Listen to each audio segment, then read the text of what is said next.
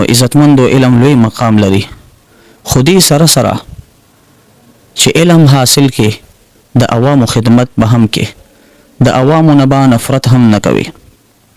حضرت مولانا قاری عبدالرحمن رحمه الله حوالی سره یو خبر را نقل شوی ده چې هغه یو کس اسلام ته روبللو، د اسلام دعوت ورکړو، نو هغه اسلام قبول کو، د هغه نوم عبدالله کې خوستلو.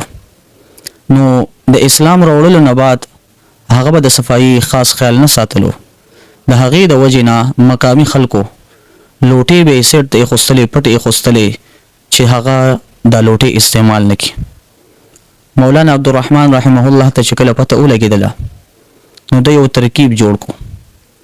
یو ځل چې دا چا اسلام راوړی و عبدالله، ده ته وایي اوبه راوړه. چې اوبه یې راوړلې ورته د اوبه خو ډېرې زیاتې دي، ته یې خپله پکې لږ وڅښه. نو چې کله